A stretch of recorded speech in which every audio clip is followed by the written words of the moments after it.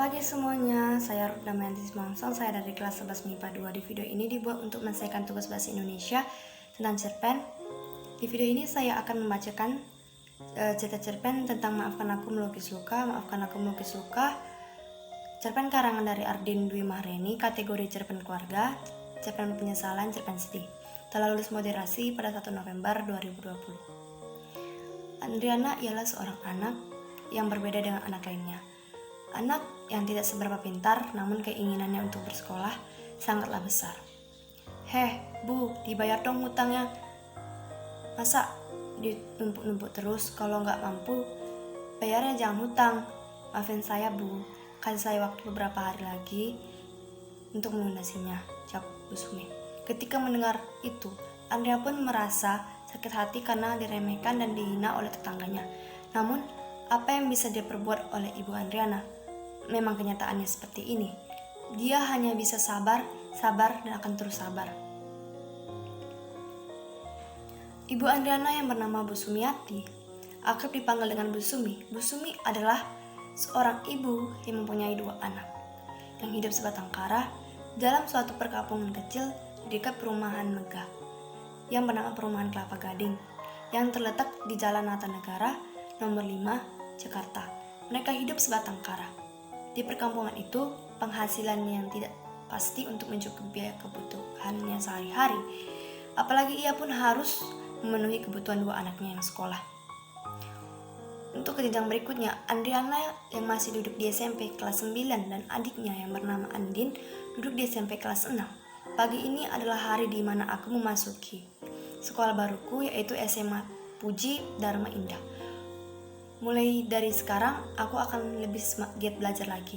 Semangat Andriana, gugam Andriana. Saat akan berangkat sekolah, tujuan utama dia sekolah hanya untuk menjadi orang sukses, supaya bisa membanggakan ayah dan ibunya. Meskipun ayahnya sudah tidak lagi bisa bertemu dengannya, tapi ayahnya masih bisa tersenyum melihat Andriana bisa meraih cita-citanya di kemudian hari. Kring, jam berdatang. Menunjukkan pukul 6.30. Waktunya Andriana berangkat. "Selamat pagi, Bu. Andriana pergi dulu ya, Bu." Salam Andriana sebelum pergi, dan ia juga bersalaman tangan dengan ibunya. Kemudian Andriana berjalan ke sekolah dengan santainya tanpa terburu-buru, karena jarak rumahnya ke sekolah kebetulan tidak terlalu jauh. Andriana sampai di sekolah tempat jam 6.45. Lalu Andriana mencoba berkenalan dengan teman-teman barunya. Ternyata teman-temannya sangat baik hati kepadanya. Mereka berteman tanpa memandang status, apakah dia kaya ataupun miskin. Yang penting kita berteman dengan baik. Kring, bel sekolah berbunyi, tandanya semua siswa harus masuk dan mengikuti pelajaran di kelasnya masing-masing. Setelah kegiatan di sekolah telah usai, kini Andriana boleh kembali pulang karena tidak ada kegiatan lain di sekolah. Jam berakhir kegiatan di sekolah adalah jam 5 sore. Andriana pulang pun sekarang tidak dengan berjalan kaki, melainkan ia pulang bersama dengan kawan-kawannya mengendarai kendaraan pribadi, yaitu mobil. Di dalam sekolah, Andriana ada di lingkungan anak orang kaya. Setelah Andriana bersekolah di SMA itu, Andriana pun mulai merasa gengsi. Dia mulai ingin merubah pola pikirnya menjadi pola pikir untuk hidup menjadi orang kaya. Namun keadaan tidak memungkinkan, membuat Andriana berbuat semaunya tanpa memperdulikan ibunya dan adiknya. Andriana tidak ingin dianggap rendah oleh kawan-kawannya. Ia iri melihat teman-temannya yang hidup tanpa kekurangan apapun. Demi menahan malu di depan teman-temannya, ia memilih rumah yang besar dan indah untuk diakui bahwa itu rumahnya. Anda BTW rumahmu yang mana? Itu rumahku, sudah dekat. Itu yang warnanya hijau. Wah, gede banget ya rumah kamu. Cukup kan kita main-main sekarang? Candaan teman-temannya. Jangan. Dengan takutnya, Andriana menjawab, "Jangan." Ia merasa gugup saat akan menjawabnya. "Loh, kenapa jangan?" jawab teman-temannya. Itu orang tuaku lagi gak dia ada di rumah." Dengan lantangnya dia berbohong Namun kenyataan berbeda. Teman-temannya pun percaya akan hal itu. Setelah itu Andriana turun di depan rumah, itu udah menunggu teman-temannya pulang. Lalu Andriana kembali pulang dengan jalan kaki menuju rumah kecilnya. Di perjalanan menuju rumahnya dengan jalan kaki, Andriana mulai melamunkan sesuatu yang dialaminya dan ia memikirkan bagaimana cara selanjutnya agar mereka tidak tahu yang sebenarnya. Hari-hari berlalu, lama-kelamaan Andriana berubah menjadi seorang yang kasar, jahat, suka berbohong, dan sombong. Ketika pulang sekolah, "Selamat sore," ucapan salam yang dilantarkan Andriana kepada ibunya. Kemudian ibunya menjawab, "Selamat sore nak, bagaimana sekolahmu hari ini? Apakah menyenangkan?" "Ngapain ikut campur tanya melulu?" jawab Andriana. Ibu terdiam bisu. Kemudian setelah mendengar itu, Andina tidak terima jika ibunya diperlakukan kasar. "Kakak ini apaan sih? Kasar banget," hentakan Andina dengan lantang. "Gak usah ikut campur, kamu gak tahu apa-apa," jawabnya. "Aku tahu kalau kakak membentak ibu."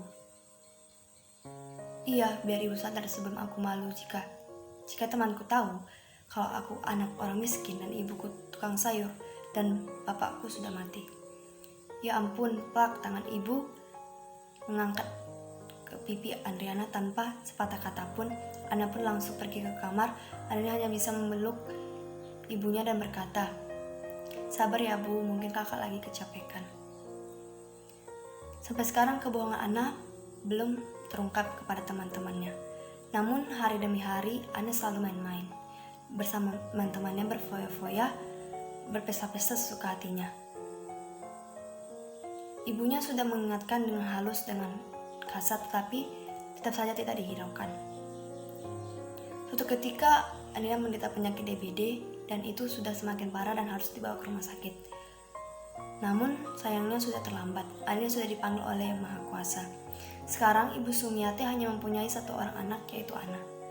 Sampai sekarang Ana tetap seperti itu. Ia hanya bisa berharap bahwa Ana akan kembali seperti semula, menjadi anak yang baik dan lemah lembut.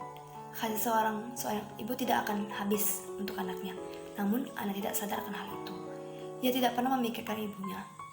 Ana berusaha menutupi kebohongannya selama ini. Namun sekecil apapun kebohongan itu ditutupi, pasti akan terbongkar juga kebohongannya.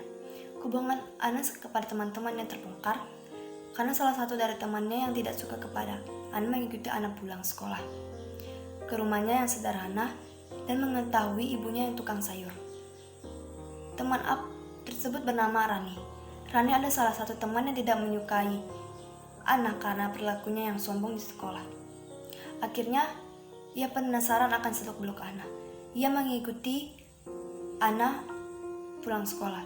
Berita tentang Ana tersebar ke satu sekolah. Pada saat keesokan harinya, Ana sekolah di sana. Ana dihina mentah-mentah dan teman-temannya tidak mau lagi menemaninya lagi. Lagi pula, untuk apa punya teman yang suka berbohong? Waktu sekolah pun telah usai, semua murid dipersilakan pulang. Di perjalanan pulang, Ana merasa kelelahan dan ia beristirahat di ember toko di dekat jalan raya. Di sampingnya terdapat seorang ibu-ibu pemulung yang sedang melatap nasibnya. "Ya Tuhan, berikanlah hamba-Mu ketabahan dalam menjalankan kesengsaraan hidup ini. Ya Tuhan, aku rela melakukan seperti ini hanya untuk kebahagiaan anakku. Aku rela mati jika untuk menyelamatkan anakku."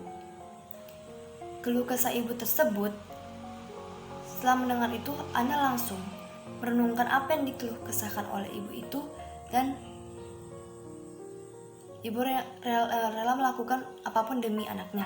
Tetesan air mata membasahi pipi, kemudian Ana sontak berlari sekencang-kencangnya untuk berlangsung bertemu dengan ibunya untuk meminta maaf sebelum terlambat. Sesampainya di rumah, ibunya ternyata sedang terbaring sakit karena penyakit yang dimilikinya. Setelah itu, Ana langsung mencium kaki ibunya dan meminta maaf atas apa yang selama ini ia perbuat yang telah menyakiti hati ibunya. Takdir berkata lain, nyawa Ibu Sumi tidak lagi lama dan meninggal. Sebelum meninggal, Ibu Sumi menuliskan sebuah surat kecil khusus untuk Ana yang berisikan, "Ana, anakku, Ibu berpesan kepadamu, kamu harus jadi Ana yang dulu, bukan Ana yang sombong.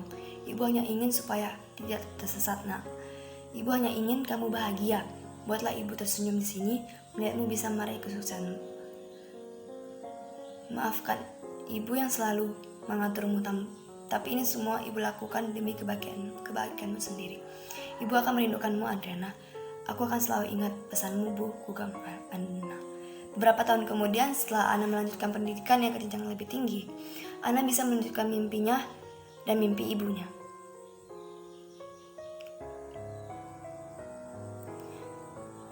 Demikianlah cerpen yang bisa saya bawakan. Apabila ada kekurangan kata atau kesalahan kata, mohon dimaafkan. Demikian dari saya, sekian dan terima kasih.